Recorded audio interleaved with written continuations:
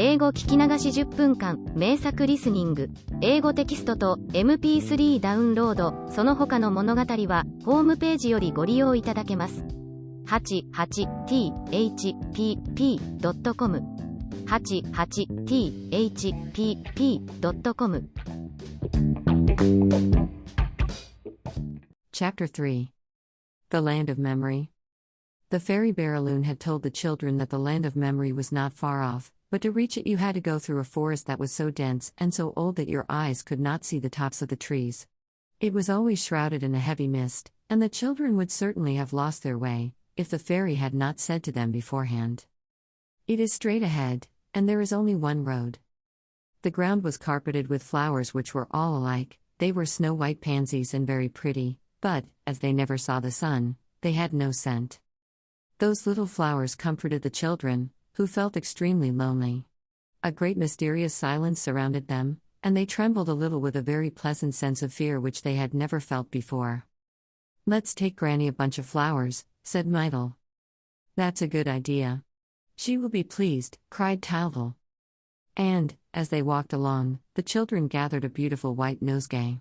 The dear little things did not know that every pansy, which means a thought, that they picked brought them nearer to their grandparents, and they soon saw before them a large oak with a notice board nailed to it. "Here we are," cried the boy in triumph, as, climbing up on a root, he read, "The Land of Memory." They had arrived, but they turned to every side without seeing a thing. "I can see nothing at all," whimpered Myrtle. "I'm cold. I'm tired. I don't want to travel any more." Talbot, who was wholly wrapped up in his errand, lost his temper. "Come, don't keep on crying just like water. You ought to be ashamed of yourself," he said. "There. Look. Look. The fog is lifting." And, sure enough, the mist parted before their eyes, like veils torn by an invisible hand. The big trees faded away, everything vanished, and, instead, there appeared a pretty little peasant's cottage, covered with creepers and standing in a little garden filled with flowers and with trees all over fruit. Everything vanished and, instead, there appeared a pretty little peasant's cottage. The children at once knew the dear cow in the orchard, the watchdog at the door, the blackbird in his wicker cage, and everything was steeped in a pale light and a warm and balmy air. Talbot and Myrtle stood amazed. So that was the land of memory. What lovely weather it was! And how nice it felt to be there! They at once made up their minds to come back often, now that they knew the way. But how great was their happiness when the last veil disappeared and they saw, at a few steps from them, Grandad and Granny sitting on a bench, sound asleep. They clapped their hands and called out gleefully, "It's Grandad! It's Granny! There they are! There they are!" But they were a little scared by this great piece of magic and dared not move from behind the tree, and they stood looking at the dear old couple, who woke up gently and slowly under their eyes. Then they heard Granny Till's trembling voice say, "I have a notion that our grandchildren who are still alive are coming to see us today." And Gaffer Till answered, "They are certainly thinking of us, for I feel queer and I have pins and needles in my legs." "I think they must be quite near," said Granny, "for I see tears of joy dancing before my eyes and—" Granny had not time to finish her sentence. The children were in her arms. What joy! What wild kisses and huggings! What a wonderful surprise! The happiness was too great for words. They laughed and tried to speak and kept on looking at one another with delighted eyes. It was so glorious and so unexpected to meet again like this. When the first excitement was over, they all began to talk at once. "How tall and strong you've grown, Talbot," said Granny. And Grandad cried, "And Myrtle.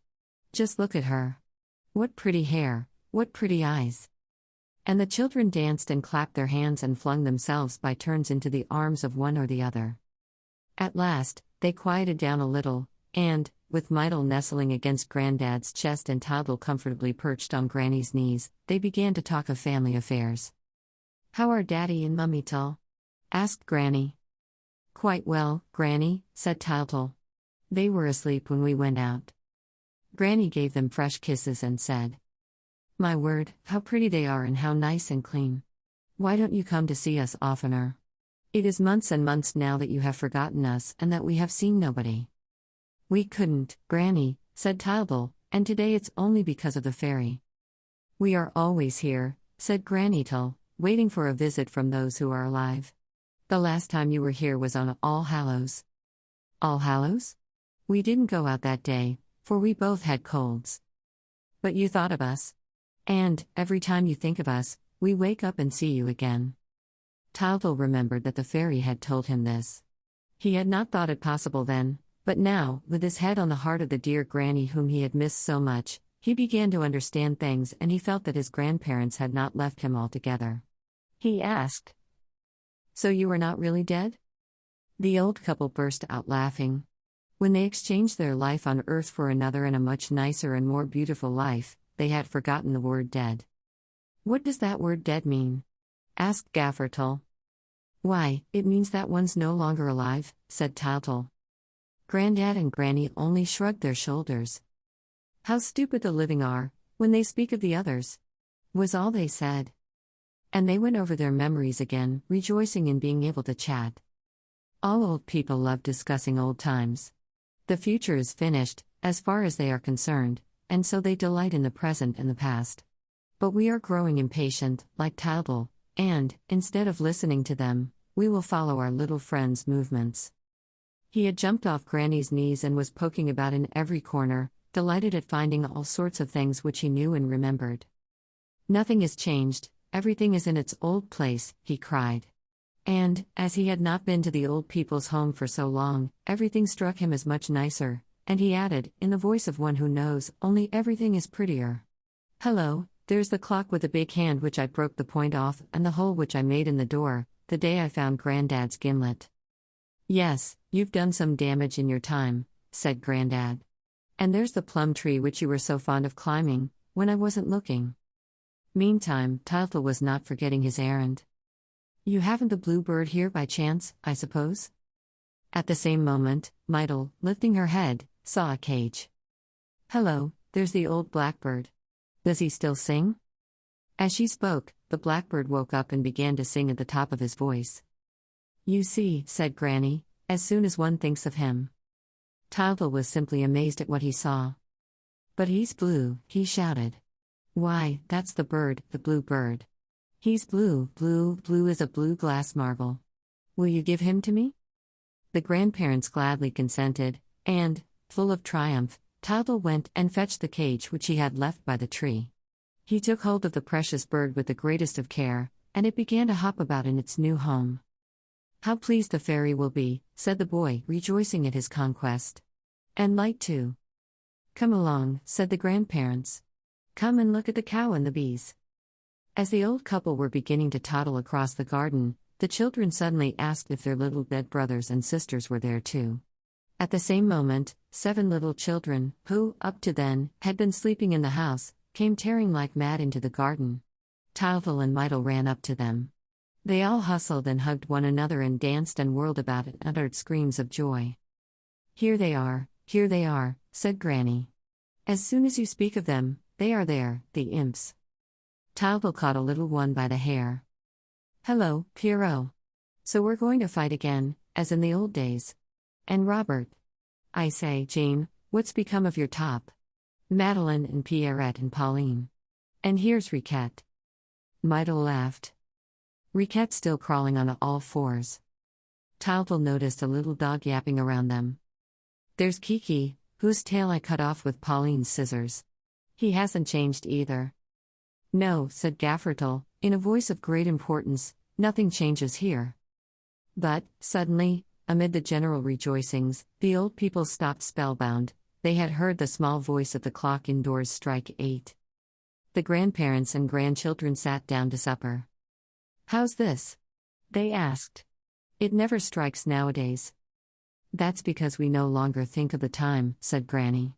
"Was anyone thinking of the time?" "Yes, I was," said Tyltyl. "So it's 8 o'clock?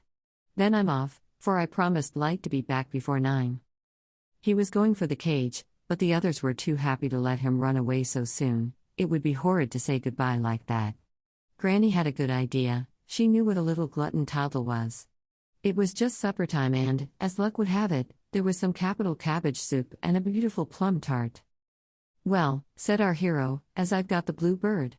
And cabbage soup is a thing you don't have every day.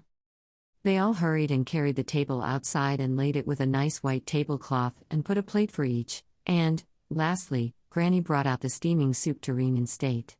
The lamp was lit and the grandparents and grandchildren sat down to supper, jostling and elbowing one another and laughing and shouting with pleasure.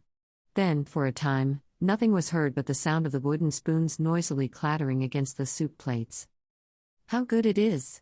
Oh, how good it is!" shouted Tildel, who was eating greedily. "I want some more. More. More. More."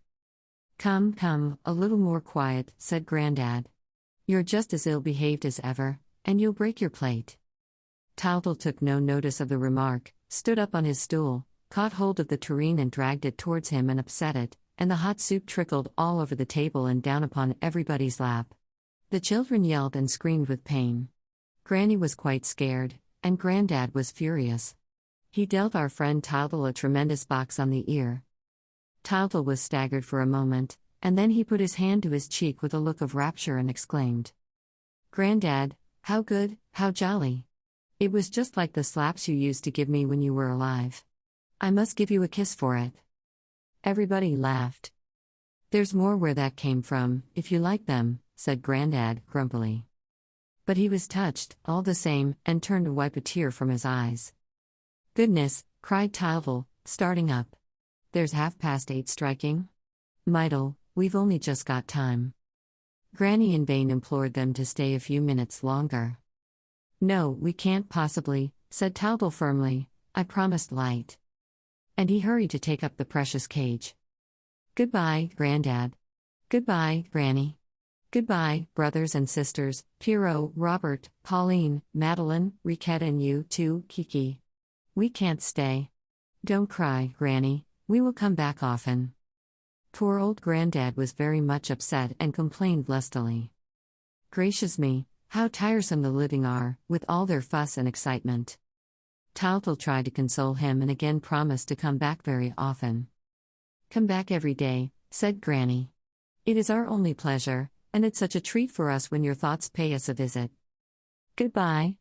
Goodbye," cried the brothers and sisters in chorus. "Come back very soon. Bring us some barley sugar." There were more kisses, all waved their handkerchiefs, all shouted a last goodbye. But the figures began to fade away, the little voices could no longer be heard, the two children were once more wrapped in mist, and the old forest covered them with its great dark mantle. "I'm so frightened," whimpered Meitel. "Give me your hand, little brother. I'm so frightened." Tildel was shaking too, but it was his duty to try and comfort and console his sister. "Hush," he said. "Remember that we are bringing back the blue bird." As he spoke, a thin ray of light pierced the gloom, and the little boy hurried towards it. He was holding his cage tight in his arms, and the first thing he did was to look at his bird. Alas and alack, what a disappointment awaited him! The beautiful blue bird of the land of memory had turned quite black. Stare at it as hard as Tildel might, the bird was black. Oh, how well he knew the old blackbird that used to sing in its wicker prison, in the old days, at the door of the house. What had happened? How painful it was! And how cruel life seemed to him just then. He had started on his journey with such zest and delight that he had not thought for a moment of the difficulties and dangers. Full of confidence, pluck and kindness, he had marched off, certain of finding the beautiful blue bird which would bring happiness to the fairy's little girl. And now all his hopes were shattered. For the first time, our poor friend understood the trials, the vexations and the obstacles that awaited him. Alas, was he attempting an impossible thing? Was the fairy making fun of him? Would he ever find the blue bird?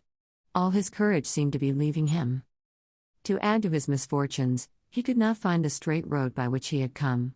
There was not a single white pansy on the ground, and he began to cry.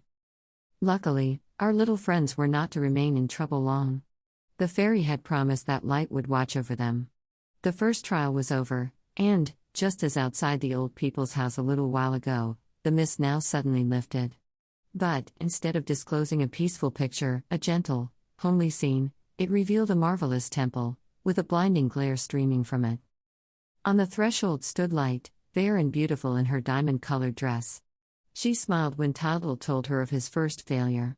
She knew what the little ones were seeking, she knew everything. For light surrounds all mortals with her love, though none of them is fond enough of her ever to receive her thoroughly and thus to learn all the secrets of truth. Now, for the first time, thanks to the diamond which the fairy had given to the boy, she was going to try and conquer a human soul. "Do not be sad," she said to the children. "Are you not pleased to have seen your grandparents?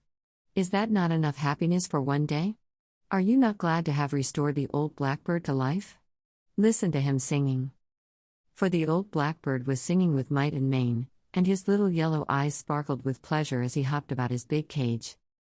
As you look for the blue bird, dear children, accustom yourselves to love the gray birds which you find on your way. She nodded her fair head gravely, and it was quite clear that she knew where the blue bird was. But life is often full of beautiful mysteries, which we must respect, lest we should destroy them, and, if Light had told the children where the blue bird was, well, they would never have found him. I will tell you why at the end of this story. And now let us leave our little friends to sleep on beautiful white clouds under Light's watchful care. Audiobook. Living in Kyoto by Hidemi Woods. Now on sale in online stores. 44 available distributors. Apple, Google Play, Amazon Audible, or else.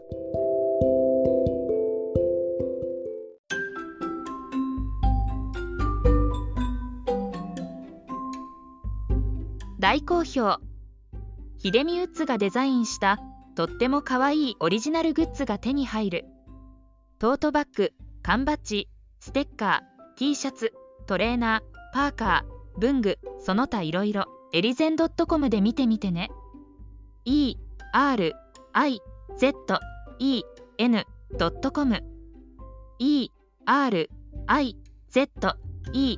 erizen.com エリゼン .com。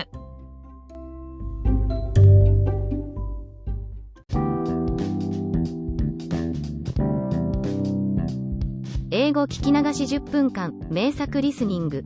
英語テキストと MP3 ダウンロード、その他の物語はホームページよりご利用いただけます。88thpp.com 88thpp.com